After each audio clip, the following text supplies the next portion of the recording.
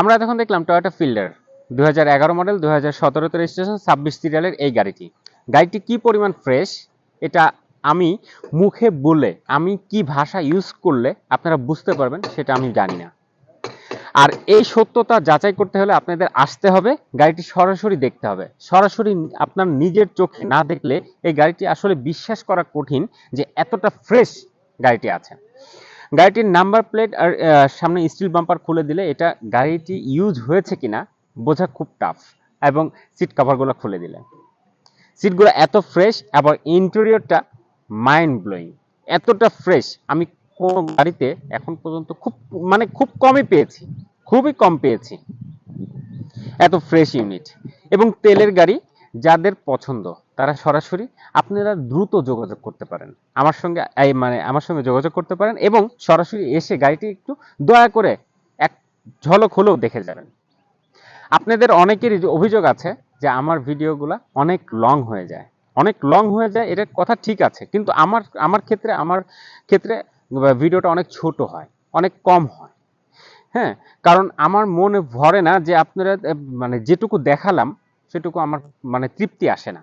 আমার মনে হয় কি আরো ভিডিওটা আরো একটু বড় করে এবং আরো ডিটেইল দেখাইলে আপনাদের সুবিধা হবে। কারণ আপনাদের কোনো প্রকার কোনো বিরক্ত করার ইন্টেনশন আমার নেই, ঠিক আছে? আপনারা যেন আমার ভিডিওটা দেখে কোনো বিরক্তি ফিল না আসে এরকম ভাবে আমি করার চেষ্টা করি সবসময়।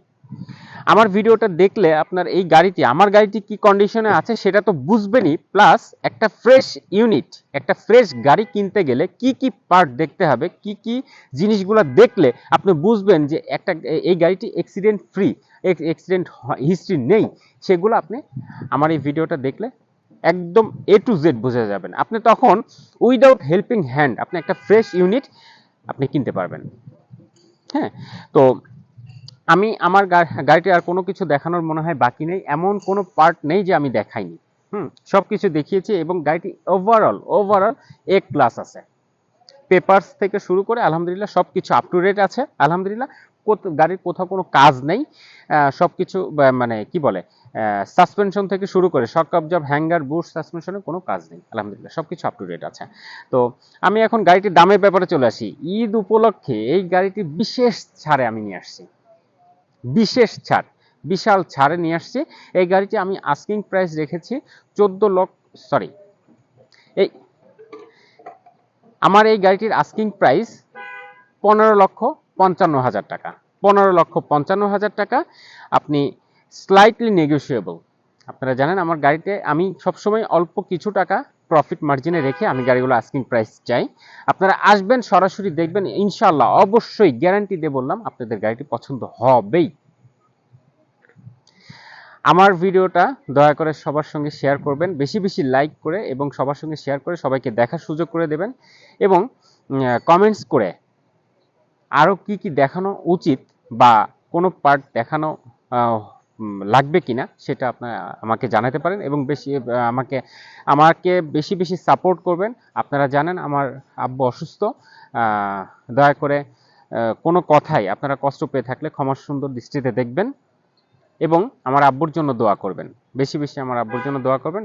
তিনি এখনো হসপিটালে ভর্তি আছে, তো আমার আব্বুর জন্য দোয়া করবেন।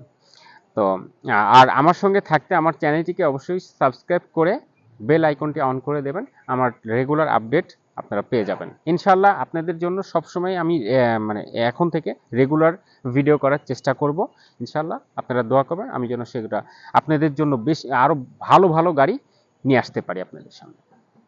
তো আজকে এই পর্যন্তই। আসসালামু আলাইকুম ওয়া রাহমাতুল্লাহ।